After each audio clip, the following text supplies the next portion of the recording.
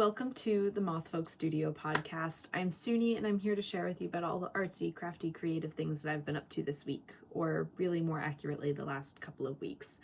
It has been a busy time for me, just between farmers markets and getting ready for like summer sale, which is like a big wholesale event that happens, and also some very exciting news, which is that I got engaged this past week, 2 weeks, I kind of forget the date now, 10 days ago. So I'm very excited, and I immediately became the kind of person whose whole personality was just like wedding for like 4 days, and then I had to take a break from that. So we are very excited. It was nothing super formal. In fact, we were just like sitting on the floor together, like making a plan about the next few years and like where we wanted to be and everything. And we were like, wow, it would be pretty convenient to get married next May. And so we set a date and we picked a place, and then we were kind of like, oh, wait, does this mean we're engaged? And it did. And so then we started telling people, and that made it feel like a lot more real. So nothing like crazy or formal or anything like that, but definitely still very on brand for us, and I'm very happy about it. We've always been the kind of like partnership to talk about it since we've been together. Like, I've never wanted to have that like gotcha moment of like, haha, I surprised ya, because I don't like surprises, but I think that it was great. And yeah, so we have plans to get married next May. And that means that there's not a huge amount of time to plan everything. It kind of sent me into a whirlwind of like, oh, if we need an event tent, I need to book that now, or decide on catering or venues or that kind of thing, like kind of right now, because things book out, especially around here in Vermont. Like, it's a destination wedding kind of place. So hopefully everything's going to go smoothly and we're not like cramming it in too much. I'm definitely not the like rent out a reception hall and do the like traditional things, like we're going to get married in a campground and make it very like woodsy cute and everything. And I think it's going to be great, but definitely spending a lot of time thinking about it, more than I realized I would. So with that said, I have not recorded or even done like a ton of my artsy stuff this past week or two. Well, that's not true. I did start a new project, but things are just a little bit out of the normal timeline. And then on top of all of that, like, I'm in the midst of very busy, hot market season, and my energy levels are definitely low right now. So bear with me if my recording schedule, such as it is a little bit off here and there. I do care. I will be back. Even if it's like 3 weeks instead of 2, I will come back. So let's just get started with crafty things. Also, I'm just gonna shift the camera slightly to show you, oops, Lucy here, who is draped over my windowsill, which is very cute. Okay, hopefully the frame isn't too shifted now. Okay, so let's start with those boxes in the back, and I'll show you what they are. So some of what has been taking up my time these past few weeks is that I have ordered t-shirts now. So this is the Seasonal Celebrations t-shirt. It's spring, summer, autumn, winter. I'm sure you have heard me talk about these before, but I'm very excited about the shirts now. They are all on Bella canvas.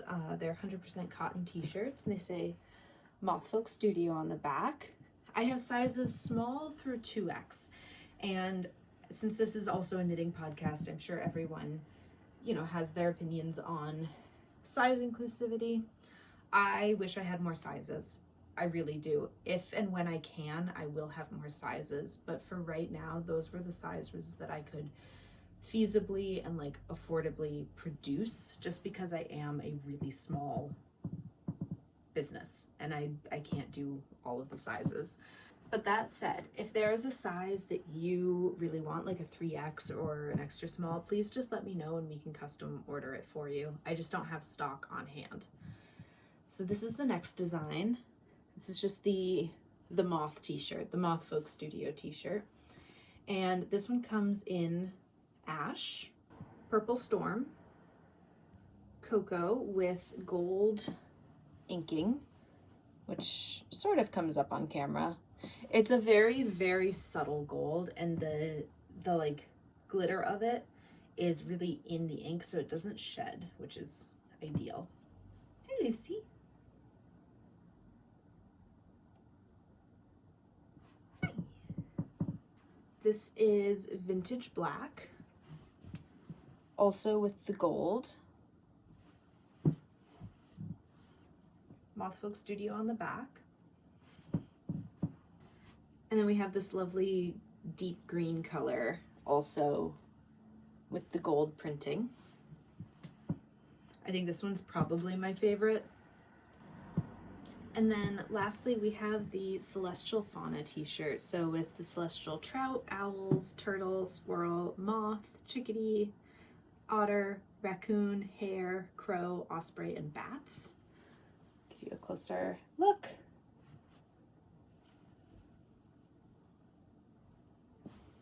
So we have that design in ash, and then also in this nice light blue, like vintage denim color.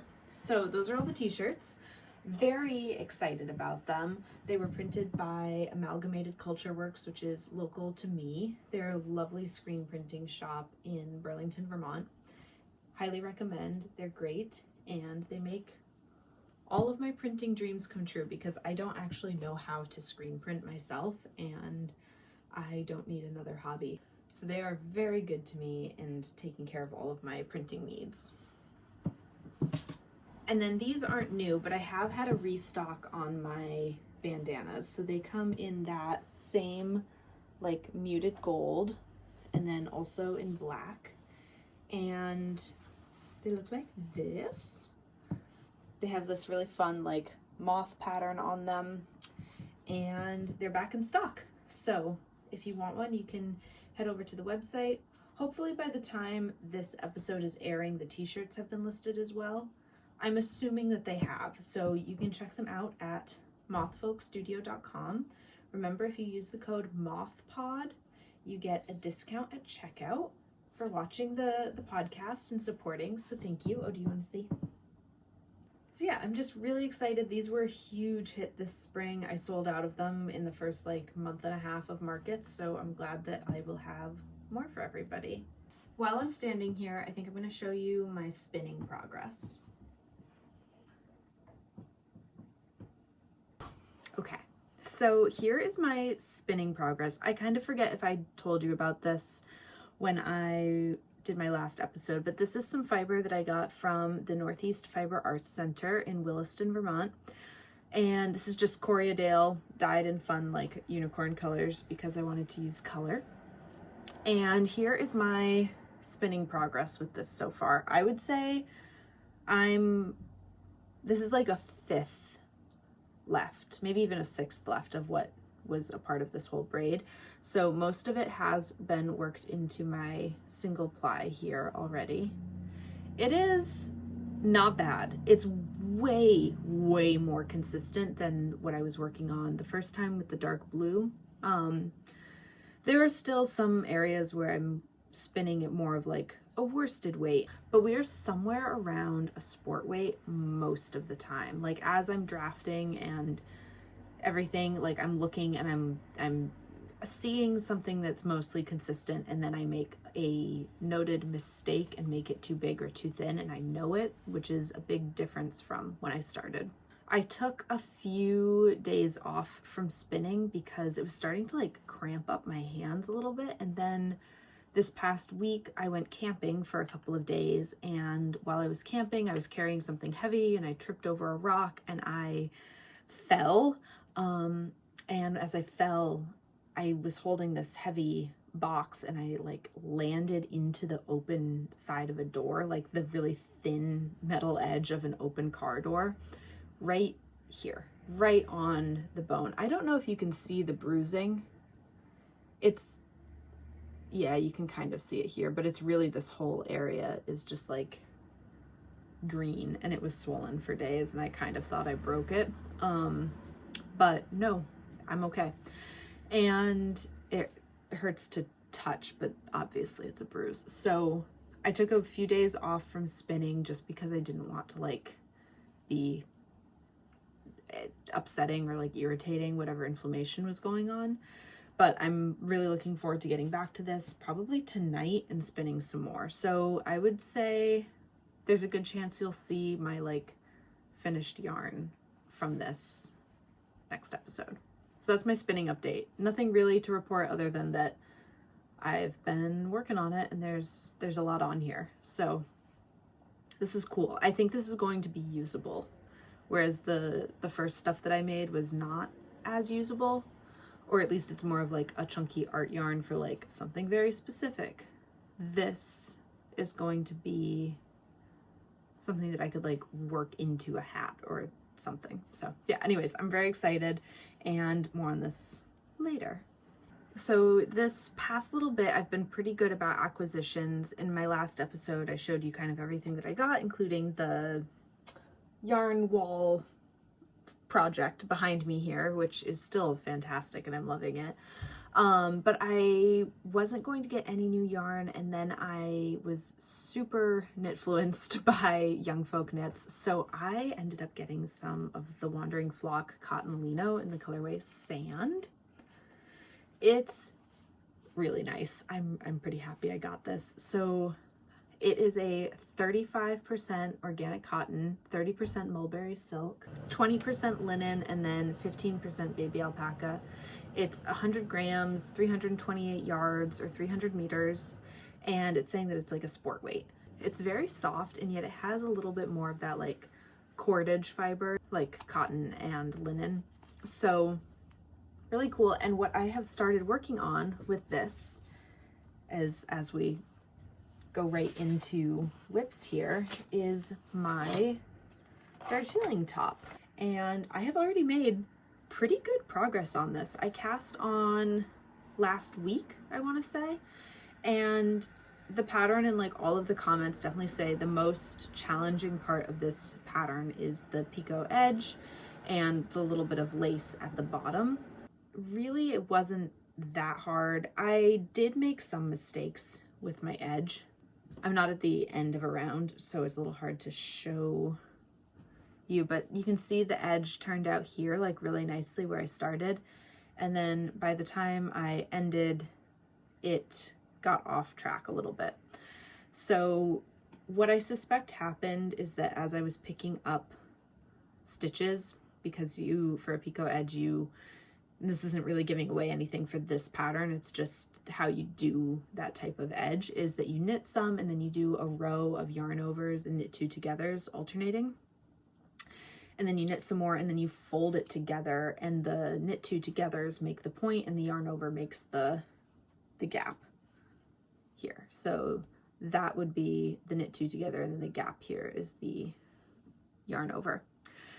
So when I was picking up the cast on edge to join into the last row that I had knit, I think I just got off track a little bit, and it was going pretty well until about here, and then you can tell that like it just like shifted slightly by one stitch, and by the end I think I was 4 stitches off.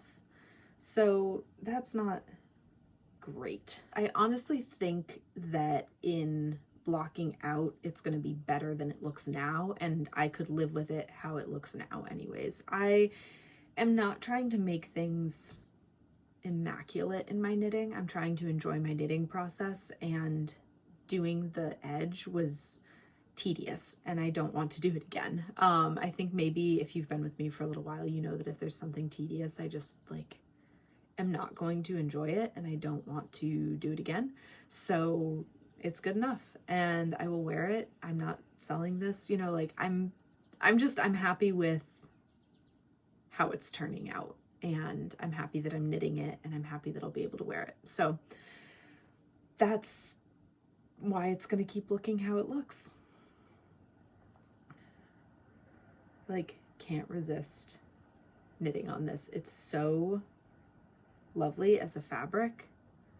And I'm kind of like, because it's on my mind, I'm definitely like, oh my God, I'm happy that I chose white, because I can definitely see myself wearing this for like the camping wedding weekend. I'm not gonna wear like a really formal wedding dress. I will wear a dress and it will probably be white, but I'm not gonna wear like a super formal like beaded ball gown the whole weekend because we're in a very wooded campground.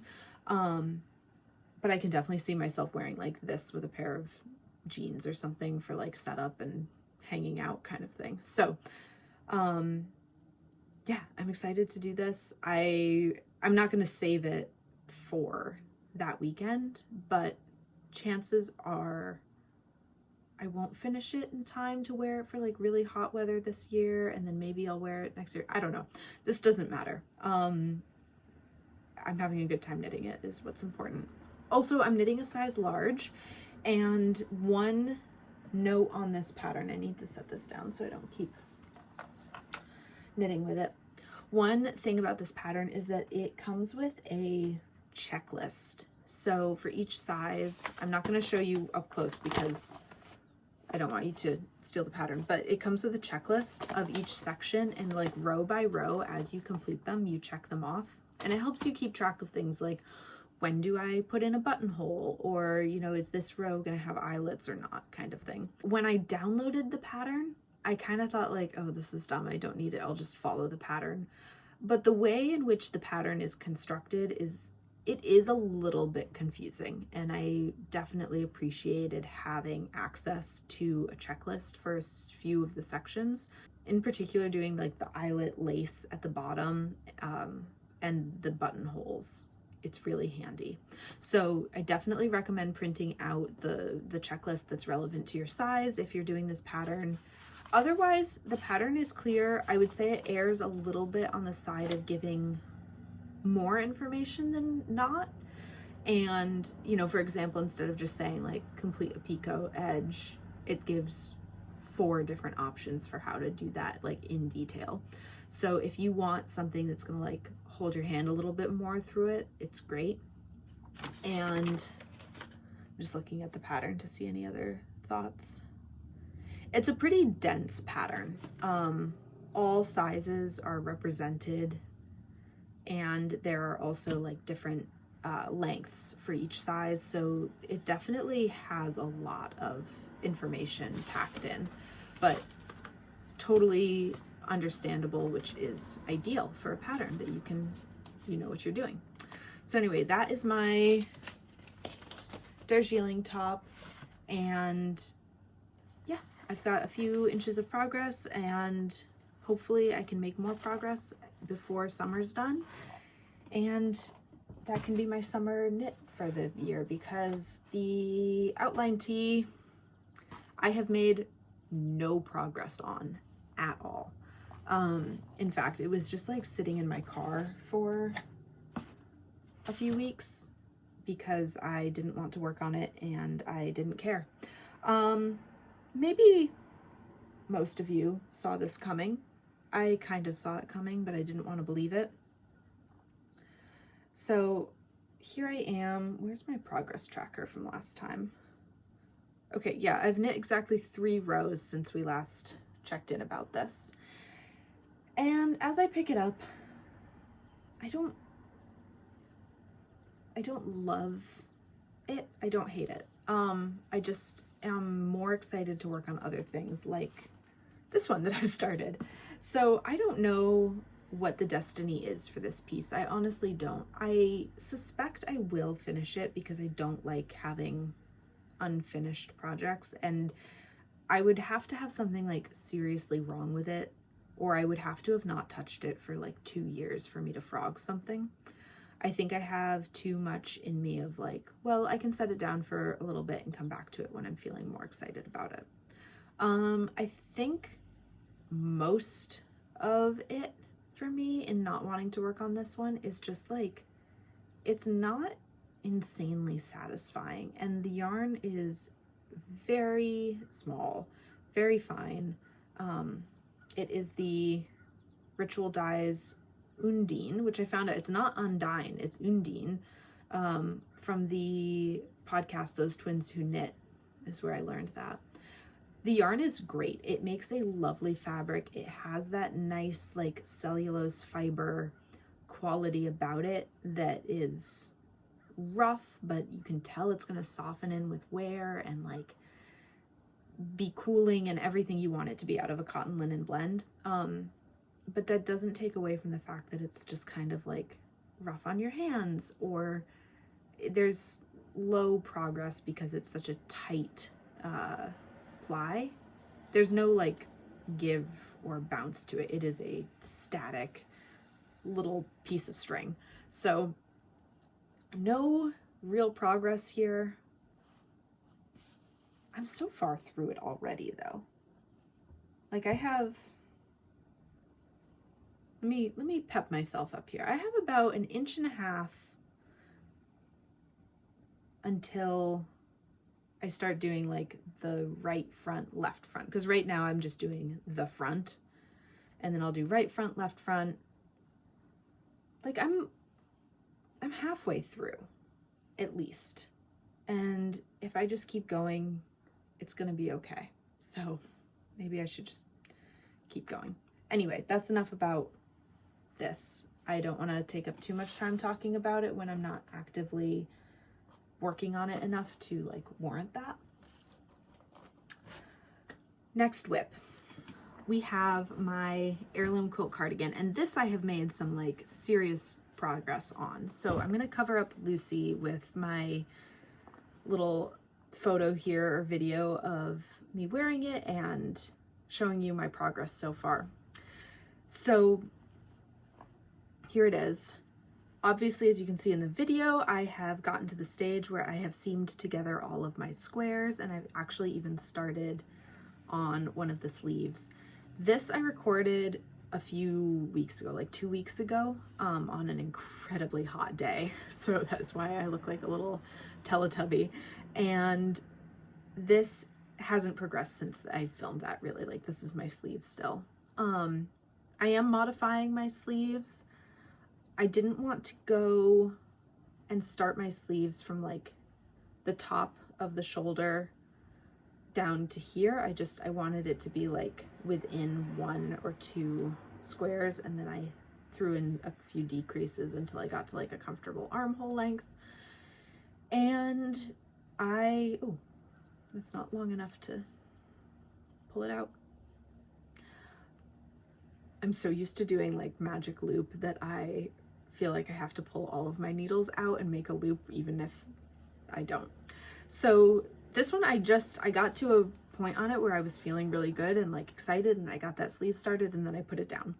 And like I said, things have just been kind of crazy the past little bit. Like I am just feeling overwhelmed from all angles of life, and that's probably the perfect time to sit down and knit, but I also just haven't always had it in me to work on something after working all day. So I haven't made a lot of progress. I want to be making more progress, but it also is where it's at. And then there's also like, it is July. There's only so much I want, like this much wool just sitting on my lap. So that is probably why I also started the Darjeeling top, because it is so much smaller and cooler of a project to be working on. But I am definitely going to be making this a priority, especially once it's cooler and I can do some more like couch lap knitting. I think I can get through it pretty quickly, block it out, and have it ready to wear for the fall. Ideally, I could wear this to Rhinebeck. Like this might be my Rhinebeck sweater. I don't have plans to make a Rhinebeck sweater, but obviously like I want to wear things that I've made to Rhinebeck. So that's kind of my deadline for this one, is early October. I'm gonna put this down, otherwise I'll just keep knitting on it all day, which probably isn't a bad thing. Now, I honestly can't remember if I talked about these in my last episode, because last episode was a little bit weird. But these are my Seedling Socks, which are a test knit for Knit.Knot.Sew. The pattern is now out. The test knit is over. It is available on Ravelry, or you can find it through Knit.Knot.Sew on Instagram. And these are my completed Seedling Socks. Just if I mentioned them last time, sorry. And if I'm showing them to you for the first time, then yay. The lighting isn't really picking up the rather subtle contrast that we have going on here, but they're really fun. These I knit with the Tenderfoot, the EYB Euro Yarns Tenderfoot in the colorway Dark Oak for my contrast color.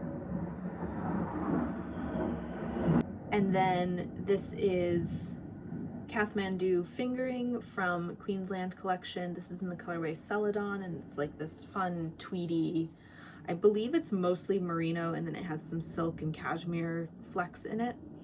And not a great sock yarn, but also great. I'm really pleased with how these turned out. I knit them to pattern just because I was a part of the test knit and I wanted to like follow along as I should. They turned out great.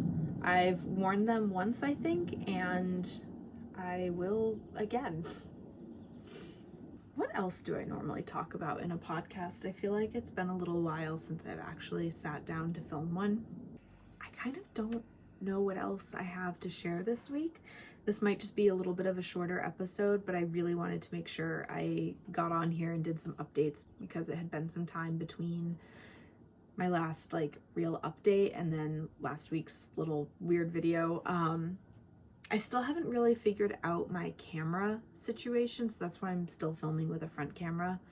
I'm sorry if I look at myself. I can't help it, and I don't know how to like turn my screen off while I am filming.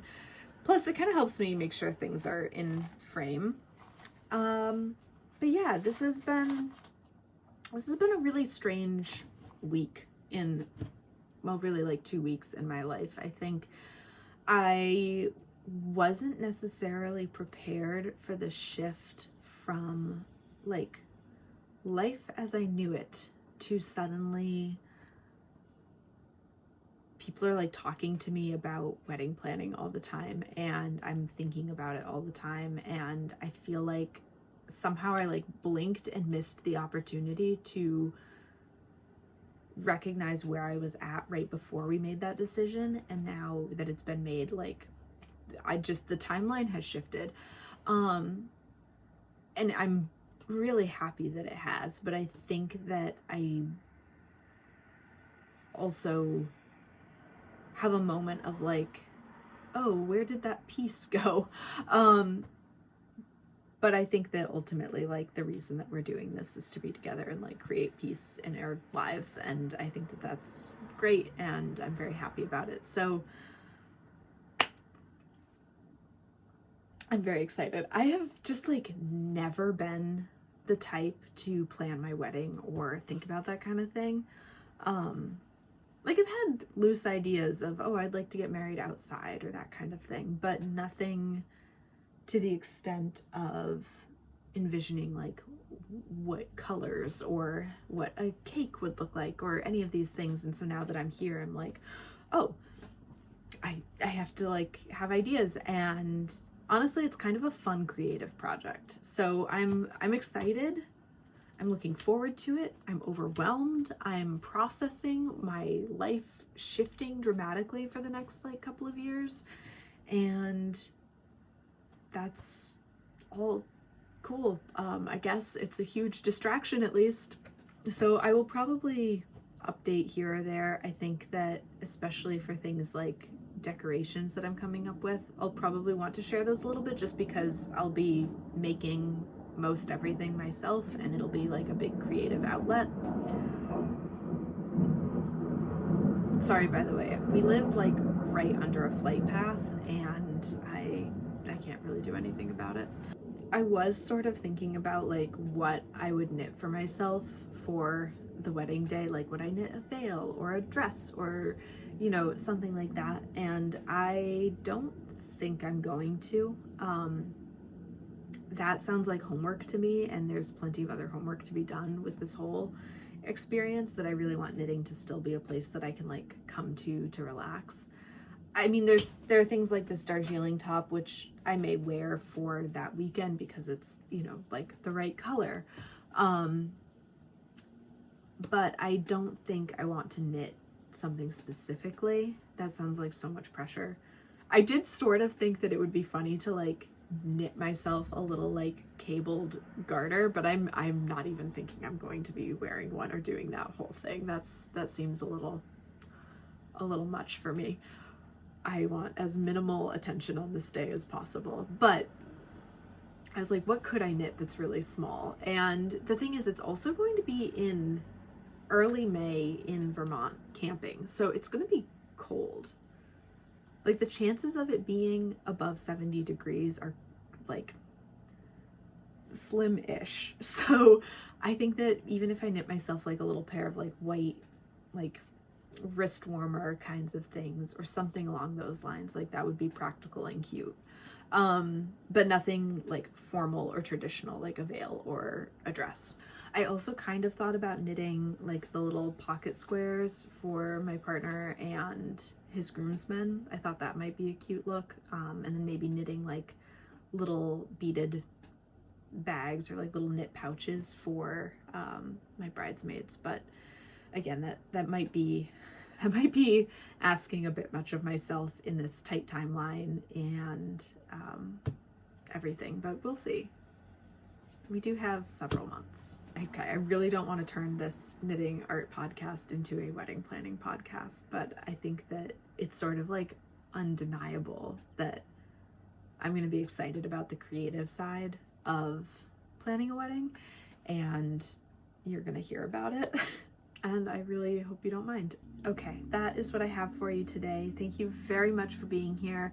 I will have another episode out. I don't know exactly when. I'm really hopeful for like 2 weeks. But if I get off schedule, I will come back.